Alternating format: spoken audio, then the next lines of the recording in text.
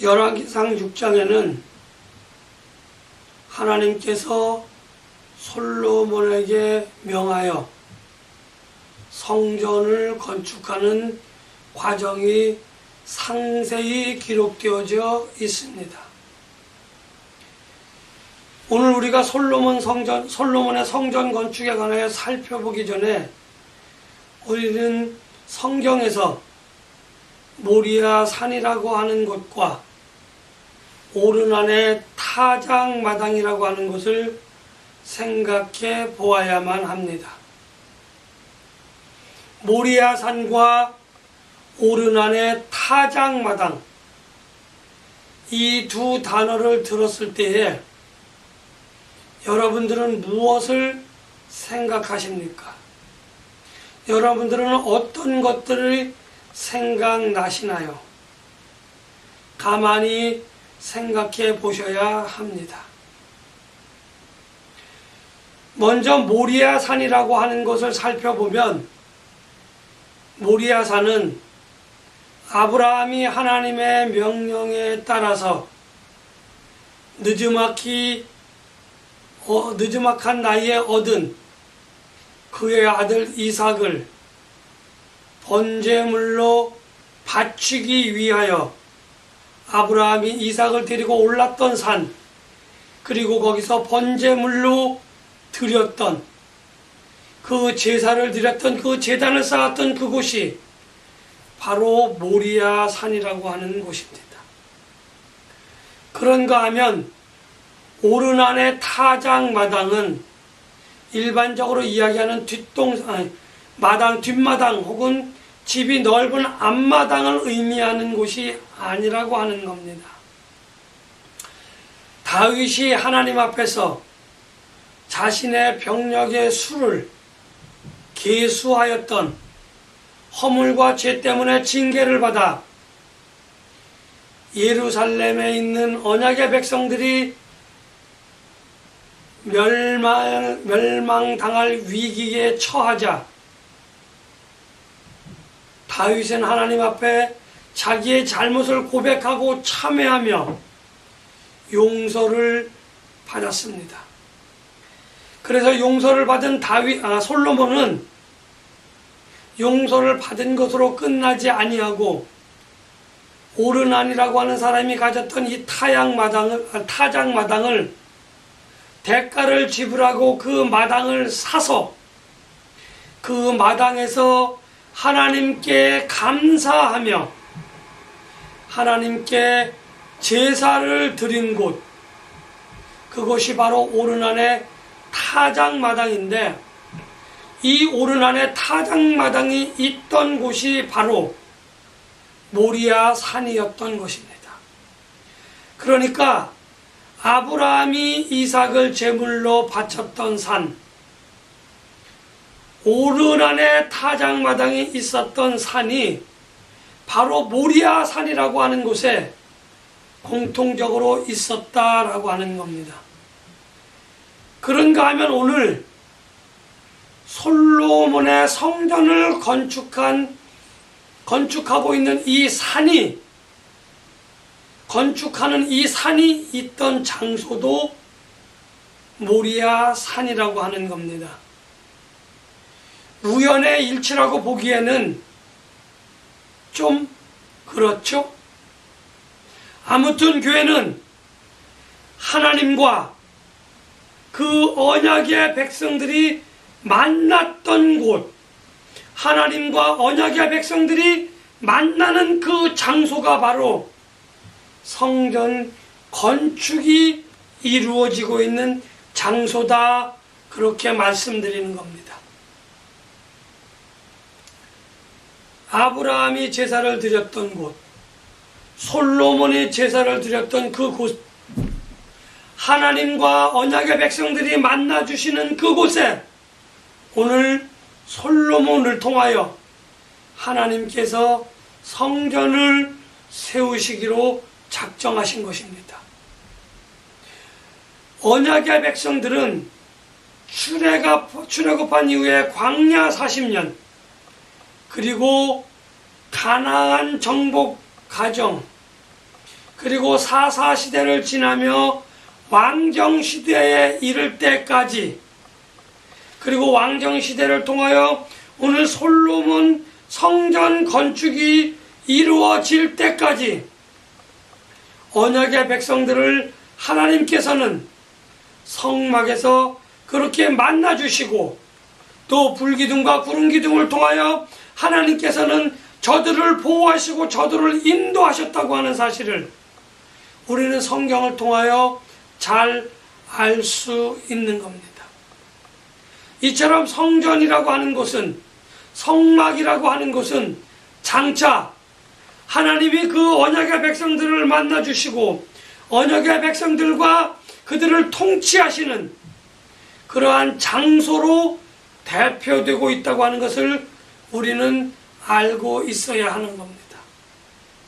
사실 성막 시대가 끝나며 성전 건축이 시작되는 이 시점에서 성막과 성전이라고 하는 것은 그 목적이라고 하는 것에 있어서는 같을 수 있겠지만, 성막에서 성전으로의 그 바뀜은, 바뀜에 대해서 일부 학자들은 하나님께서 약속의 땅으로 주시겠다고 하는 그 약속의 언약의 땅, 그 젖과 꿀이 흐르는 가나안 땅을 주시겠다고 하신 그 하나님의 약속에 마침표가 찍혀지는 언약의 그 최종 성취를 나타내는 의미가 아니냐, 이렇게 해석하시는 분들도 있다고 하는 겁니다. 과거에 광야 40년과 정복시대, 사사시대, 그리고 왕정시대에 이르며 오늘 성전 건축에 이를 때까지 성막이라고 하는 것은 하나님의 말씀에 따라 또는 이스라엘 백성들의 필요에 따라 오늘은 이곳에 있다가 내일은 저곳에 있다가 또 다른 곳에 갔다가 이렇게 장소를 옮겨 다니는 그러한 유동적인 그러한 장소가 성막이었다라고 한다면, 이제는 더 이상 옮기지 않아도 되는, 아니 더 이상 옮길 필요가 없는 그러한 확고부동한, 늘 하나님은 거기 계신다, 늘 하나님은 여기서 말씀하신다, 늘 우리는 그곳에 가야만 하나님을 만날 수 있다라고 하는 상징적인 의미를 통하여 이제 하나님께서 젖과 꿀이 흐르겠다고 하는, 흐르는 땅을 주시겠다고 하시는 그 약속에 마침표가 찍혀지는 그러한 것이, 그러한 사건이다라고도 이야기하시는 분들도 있다고 합니다. 아무튼 성전 건축이 주는 의미는 성막 시대가 끝나고 이제 새로운 성전 시대가 시작되어지고 있다고 하는 것을 이야기하는 겁니다. 성막이 그랬듯이 성전은 늘 우리와 함께 하시는 하나님을 상징하는 그러한 상징적인 건물인 겁니다. 함께 하시는 하나님에 대해서 우리는 임마누엘이라고 하는 말을 떠올리기도 합니다. 그것은 신약 시대가 시작되어질 때에 이루어지는 그런 단어이지만, 구약 시대에 함께 하시는 하나님은 쉐키나라고 하는 말로, 한마디로 쉐키나라고 하는 말로 모든 것을 이야기할 수 있습니다. 최초의 쉐키나는 출애굽이 이루어진 이후에 불과 구름 기둥을 우리는 쉐키나라고 이렇게 부릅니다. 그때에서부터 성막이 나타날 때까지, 성막이 만들어질 때까지 불과 구름 기둥을 통하여 하나님은 보호하시고 인도하시며 말씀하셨습니다. 그러나 성막이 완성되고 난 이후에, 물론 불과 구름 기둥이 없어진 것은 아닙니다. 광야 기간 동안 불과 구름 기둥 그리고 성막을 함께하며 언약의 백성들을 인도하고 보호하고, 또 하나님은 그것을 통하여 그들에게 거기서 말씀하시며 그들을 통치하셨다고 하는 겁니다. 그러나 이제 솔로몬이 성전을 만드신 이유, 솔로몬을 통해 성전을 만드신 이후에는 하나님께서는 성전을 통하여 말씀하시고 성전을 통하여 그들의 언약의 백성들을 통치하시는 그러한 도구로서 성전이 완성되어져 가고 건축되어져 가고 있는 겁니다. 이렇게 성전을 통하여 하나님은 우리를 만나주시고 우리에게 말씀하시지만 하나님께서는 성전이라고 하는 그 빌딩 안에 갇혀 계신 분이 아닙니다. 그곳에 매여 계신 분이 아니라 온 우주의 창조주로서 온 우주를 섭리하시는 다스리시는 분으로서 하나님은 온 우주에 충만하게 계시다고 하는 사실 또한 우리가 기억하고 있어야만 합니다. 다만 하나님께서 성전을 통하여 우리를 만나주시는 것은 우리의 일상적인 기도를 들어주시는 그러한 만남이기도 하지만 성전을 통하여 말씀하시고 성전에서 우리의 음성을 듣고 우리에게 성전에서 통치하시는 그 통치를 이루어 가시겠다고 하시는 하나님의 확고부동한 그러한 하나님의 의지를 표현하고 나타내 주는 것이 바로 성전이다. 이렇게 말씀해 주고 계시는 겁니다. 그러니까 성전을 통하여 우리는 하나님을 만나고 하나님의 말씀을 듣고 하나님께 제사를 드려야만 하는 겁니다.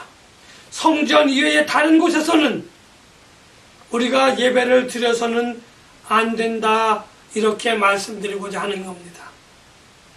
아무튼 이렇게 성전이 건축되어지는 기간 동안 우리는 건축 현장에서 볼 수 없는 아주 특별한 특이한 일이 벌어지고 있는데 그것은 바로 성전을 건축하는 기간 동안 성전 안에서는 모든 사람들이 소음이 일어나지 않도록 세심하게 그리고 주의하여 공사를 진행하고 있다고 하는 겁니다. 왜냐하면 성전은 비록 그것이 완성되지 않았을지라도 이미 하나님이 거기에 내재하고 계시기 때문인 겁니다.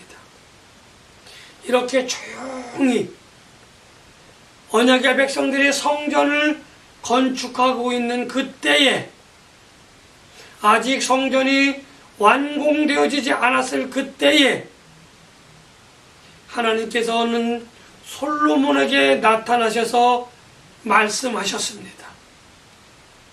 그 말씀의 내용은 솔로몬에게 하신 특별한 말씀이 아니라 솔로몬의 아버지에게 하셨던 말씀, 그 말씀을 하시면서 하나님은 솔로몬과 그 성전 건축을 위하여 힘쓰고 애쓰는 모든 사람들의 수고와 모든 사람들의 노력을 위로하며 격려해 주시고자 솔로몬에게 나타나 그의 아버지 다윗에게 하셨던 그 약속을 말씀해 주시고 계신 겁니다. 솔로몬에게는 내가 이 성전을 건축하면 너의 가문의 왕위가 계속해서 이어질 수 있도록 해주겠다 라고 약속을 하시며 솔로몬을 격려하고 위로하셨습니다. 그런가 하면 거기서 수고하는 많은 사람들에게는 너희가 성전을 건축하면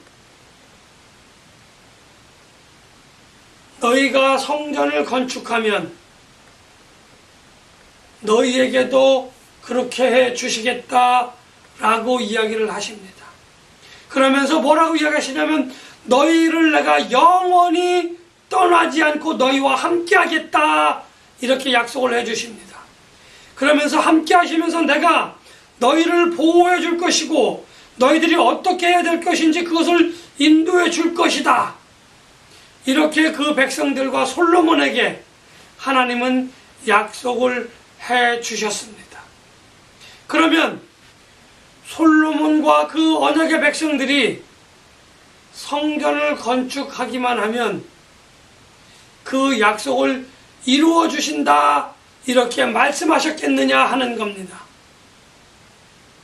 성전을 건축하는 가운데에 너희가 힘쓰고 애쓰는 것을 내가 안다. 그러나 너희가 성전을 건축하라. 그러면 내가 너희에게 이렇게 보상해 줄 것이다 라고 이야기하시면서 하나님은 율례와 법도 그리고 계명을 잘 지켜 그것을 잘 순종하기만 한다고 한다면 내가 너희에게 한 그 약속을 분명하게 이루어 줄 것이다. 이렇게 하나님은 지금 솔로몬과 언약의 백성들에게 이야기를 하신 겁니다. 성전을 건축하기만 하면 모든 것을 이루어 주는 것이 아니라 성전을 건축하되 너희가 하나님의 말씀, 규례와 율례와 법도를 잘 순종해야 한다고 하는 단서 조항을 하나님은 잊지 말도록 그렇게 솔로몬과 그의 백성들에게 말씀해 주고 계신 것입니다. 우리가 일반적으로 생각하는 순종이라고 하는 말은 하나님께서 이렇게 하라라고 하면 하고 하나님께서 그렇게 하지 말라라고 하면 하지 않는 그것을 우리가 그것대로 하는 것을 순종이다 이렇게 일반적으로 이야기를 합니다. 그러나 순종이라고 하는 말을 가만히 살펴보면 특별히 신명기에서 너희가 하나님의 말씀에 순종하라라고 모세가 그렇게 당부했던 그 말씀들을 하나씩 뜯어보면 순종이라고 하는 그 말에는 하나님의 말씀을 왜곡해서도 안 된다. 하나님의 말씀을 변질시켜서도 안 된다. 하나님의 말씀에 1.1획도 오류가 없는 그런 마음, 그러한 그 오류가 없이 하나님의 말씀을 보존하면서 하나님의 말씀대로 우리가 해야 할 것과 하지 말아야 할 것을 따라야 하는 것을 순종이라 이렇게 모세는 모세 오경을 통하여 저에게 여러분들에게 분명하게 말씀해 놓으셨다고 하는 겁니다. 이제 우리가 따라야 하는 그 순종의 말씀이 그 뜻이 무엇인지 여러분들과 저는 분명하게 알았습니다. 그러므로 우리는 지금부터는 순종이라고 하는 그 말씀을 우리가 생각할 때에 할 것과 하지 말아야 할 것만 이야기하는 것이 아니라 하나님의 말씀을 왜곡하고 하나님의 말씀을 변질하지 않으며 1.1획도 오류가 없는 하나님의 말씀을 우리가 100% 그대로 실행해야 한다고 하는 것을 우리는 이제 배우고 듣고 그렇게 익혔습니다. 남은 것은 그대로 실천하는 것만 남았다 이렇게 우리는 판단해야 할 것입니다. 이렇게 하나님께서 언약의 백성들과 솔로몬에게 너희가 하나님의 말씀을 순종해야만 하나님의 은혜를 받고 하나님의 사랑을 받고 하나님의 축복을 받을 것이다 라고 하는 그 말씀을 해주신 이유는 너희가 비록 성전 건축이라고 하는 그 과업을 완성했다고 할지라도 하나님의 말씀에 순종하지 않는다라고 하면 그 모든 것이 다 헛되고 헛되다라고 하는 것을 하나님께서 중간 점검을 해주신 겁니다. 그러니까 성전 건축을 아무리 크고 위험있고 위용있게 웅장하게 해 놓는다고 할지라도 하나님의 말씀에 순종하지 않는다고 한다면 하나님과 우리는 하나님과 언약의 백성은 하나님과 솔로몬은 아무런 의미가 없는 그냥 죄인이고 그냥 하나님의 관계로 돌아갈 수밖에 없다고 하는 겁니다. 그래서 하나님의 징계가 임하고 하나님의 분노가 임할 수밖에 없다고 하는 것을 하나님은 분명하게 솔로몬과 언약의 백성들에게 말씀해 주시고 있는 겁니다. 성전 건축은 하나님과 우리가 교제하며 하나님의 은혜를 누리고 하나님의 사랑을 맛보고 하나님의 능력을 힘입어 우리가 살아갈 힘을 하나님의 보호와 인도를 얻어 우리가 살아갈 수 있는 그 힘과 능력을 얻는 그러한 곳이 성전이지, 우리가 성전에서 축복을 받는다, 어떤 재물을 취하기 위하여 명예와 권력을 얻기 위하여 우리가 성전을 지어서는 안 되는 것으로 안 된다라고 하나님은 지금 말씀해 주시는 겁니다. 우리가 잘 알고 있다시피 솔로몬과 그의 백성들은 하나님께서 약속해 주신 그 약속을 100% 온전하게 누리지 못했다고 하는 것을 우리는 성경의 기록을 통해서 잘 알 수 있습니다. 그 이유 또한 언약의 백성들과 솔로몬이 하나님의 말씀대로 순종하지 않고 자기의 편의대로, 자기의 보기에 좋은 대로 그렇게 생각하고 판단하고 말하고 행동했기 때문이라고 하는 겁니다. 특별히 이방신과 우상을 섬기면서 그들의 제사법이 하나님의 제사법과 섞여서 하나님을 이렇게도 섬기고 우방신을 섬기는 방식대로 하나님을 섬기는 그러한 오류를 범했다라고 하는 것을 우리는 성경을 통해서 잘 배우고 듣고 보고 익혔습니다. 오늘 이 말씀을 통하여 우리는 내가 무엇을 배우고 듣고 보았는지 다시 한번 점검해 보아야만 합니다. 사실 솔로몬의 성전은 오늘날 대형 교회에 비하면 그 크기나 위용은 참으로 보잘것이 없습니다. 그러나 솔로몬의 성전이 아름답고 솔로몬의 성전이 위용이 있고 하나님의 영광을 드러내는 것은 솔로몬의 성전을 설계하신 이가 하나님이시요, 솔로몬의 성전을 이루어가는 그 과정 속에서 성령님이 개입하여 그 손길 하나하나 그 모든 사람들의 그것을 연결해 나가는 모든 시간과 순서와 모든 과정, 그리고 맞춰지는 그 과정까지 성령님께서 그 능력을 덧입은 사람들을 통하여 하셨기 때문에 솔로몬의 성전이 아름다운 것입니다. 영광스럽고 영화로운 것입니다. 하나님께서는 교회라고 하는 것을 빌딩의 의미를 두지 아니하시고 각 성도들이라고 성경의 말씀에 놓으셨습니다. 과연 나는 성경에서 하나님이 말씀하신 그 성전인지, 그 성막의 모습이 나의 모습인지, 성전의 모습이 나의 모습인지 하는 것을 저는 여러분들과 함께 돌아보고자 하는 겁니다. 하나님의 말씀에 순종하는지, 그런 내가 하나님의 말씀에 순종하는 언약의 백성인지 한번 돌아보아야만 할 것입니다. 하나님의 말씀에 순종하는 믿음을 가지고 있는지, 하나님의 말씀에 순종하는 교회의 모습이 내 교회의 모습인지, 다른 사람이 잘되고 다른 사람이 튼튼하고 아름다운 성전을 건축해 가는 것을 바라만 보면서 아, 저 사람은 은혜 받았네 라고 마냥 부러워만 할 것인지 한번 우리는 나 자신의 성전을 돌아보아야만 하는 겁니다. 하나님의 말씀에 순종하는 그 믿음으로 말씀에 순종하여야 할 것이고, 하나님의 말씀에 순종해 나가며 그 언약을 이루어가는 오늘 저와 여러분들이 되어져야만 할 것입니다. 말씀에 순종하며 각자의 성전을 하나님이 설계하시고 성령님이 이루어 가시는 것 같이 우리의 삶을 하나님의 섭리에 맡기고 성령님의 인도와 보호함에 따라가시는 삶으로 솔로몬의 성전보다 더 영화롭고 영광스러운 성전을 건축해 가시는 저와 여러분들이 되시기를 예수님의 이름으로 간절히 축복하며 기원합니다.